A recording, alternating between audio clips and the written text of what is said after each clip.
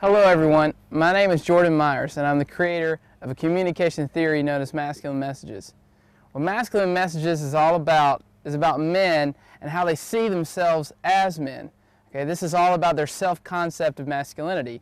And basically what I did was I developed a communication theory that studied the communication between men and other value communities that had to deal with their own self-concept of masculinity.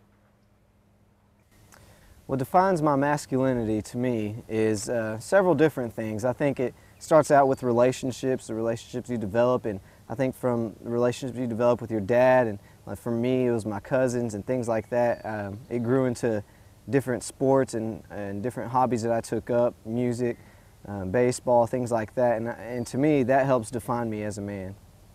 My relationship with my wife, as she backs up my decisions as a leader in our family. I think with relationships with my friends, my coworkers, my brother, my dad, I think all of those things combined really define who I am as a man.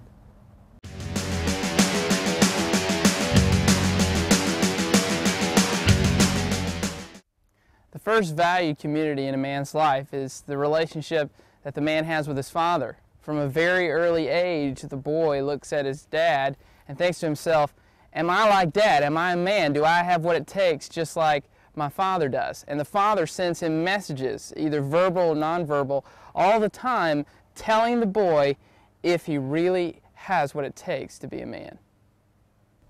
I know my dad trusts me. I appreciated the fact that my dad trusted me. In certain circumstances, such as, me wanting to play sports with older guys, playing basketball with older guys or playing football with older guys, my dad wouldn't hold me back by any means. He'd always, let me go ahead and get myself, in the games. And if I got hurt, I got hurt. If I, did good, I did good. But no matter what, he trusted me. I would say that's the way how he affirmed my masculinity, just allowing me to do things without his help. The role that the father plays in affirming his son's masculinity is huge. I mean, it's really key. Think about Jesus. Before he goes into temptation, before he does any of his public ministry, he has a baptism, and in that baptism, his father verbally affirms his son. He tells his son, this is my son in whom I'm well pleased. He sent him an affirming masculine message. And that masculine message is what Jesus took and carried with him throughout the rest of his life. My father affirmed my masculinity several times throughout my life, but there's one instance I can think of. It was whenever I was playing baseball.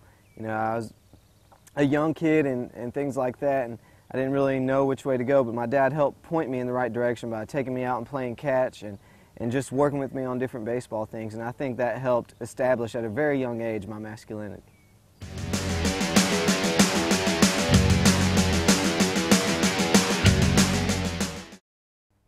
The second valued community in a man's life has to do with the other male friends that he has. These are his brothers, his comrades, his buddies.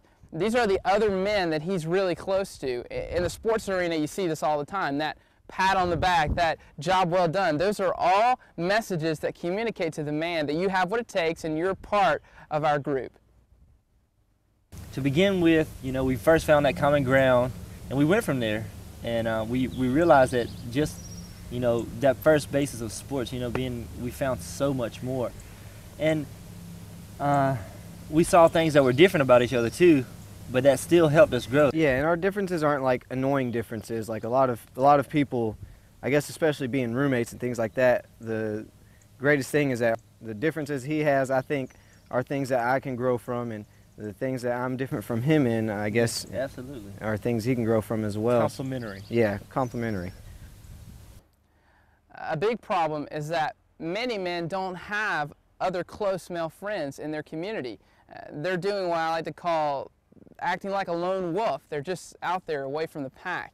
And the problem with this is that when times get tough, when they're really searching for that masculine affirmation, for that good, healthy self-concept, there's no other men to pull them up and to give them strength along the journey.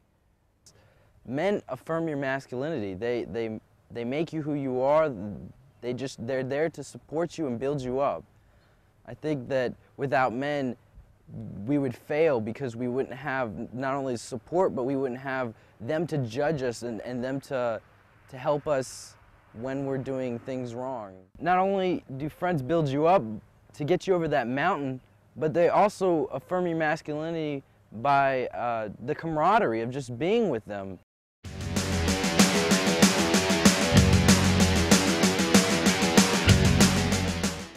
The last valued community in a man's life has to do with the other females, the opposite sex in his life. This is really important because those females provide an opposite for him. He sees the contrast between his maleness and their femininity, and he draws that contrast. Okay, well, I like what they are, but I have to be different. I have to be separate from them. What strength, what things inside of me makes me a man that's different from who they are? And that's really important because that happens all the time. I think that when a woman needs me, or when a woman just needs a man in general, that affirms my masculinity because that allows me to meet that need. I am there to help that woman with whatever she may need. When I'm encouraged by a woman, if she is encouraging me and affirming me for things that I have done, I'm feeling very masculine in that moment. This is where the role of the mom is very huge in a young man's life. From a very early age, he's nurtured, he's cared for. Every little bump and bruise is taken care of. However, when he reaches a certain age, there comes a time where he needs to break away and realize who he is in his masculinity, to develop a complete self-concept of masculinity. And the mom has to let him go. My relationship with my mother is very important to me as a person as a whole, but yes, as being a man too. Growing up, my dad left us when I was very young, even though we still have a good relationship, but it's not one of those good, father-son relationships where I really look to him for things. I look to my mom for those things where I would normally look to my dad for. And she played both mom and dad in the home. And although it sounds a little complicated, but actually God used her so much in my life to teach me things that I probably would have learned from my dad, but I honestly don't think I would be the same person today. And I'm the man I am today because of the influence she had in my life.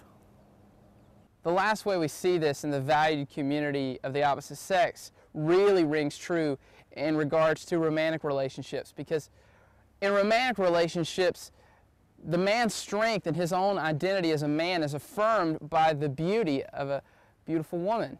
That captivating thing that he feels inside will either affirm him, and he looks to his girlfriend, his wife, to tell him that he is a man, he has what it takes, that he's needed, and that without him, something important cannot be done. There's a Ben Harper song, and he says in one part, "Nothing is as beautiful as when she believes." Mm-hmm. And from the moment I heard that song, it has always stuck with me, that that's so true of relationships, and how if I believe in Zach, if I affirm him and encourage him, then it's automatically going to make it easier for him to do the things that he wants to do. Yeah, when she encourages me to make the decision, be a leader in the family, then it makes me feel encouraged and makes me feel confident that I can make the right decisions for our family. This is Jordan Myers, and I just want to thank you for joining us today. We've talked about this communication theory called masculine messages, and we've talked about all these valued communities and how they're always sending messages to men about their self-concept of masculinity, who they are as men. My question to you is, what types of masculine messages are you sending to the men in your life? Are you affirming them? Are you sending them positive messages, telling them that they have what it takes? Or, unfortunately, are you sending them negative masculine messages, telling them that they don't meet your expectations? Here's what I encourage you to do. Send affirming masculine messages, because when you do, the men in your life begin to grow into the man that God has called them to be.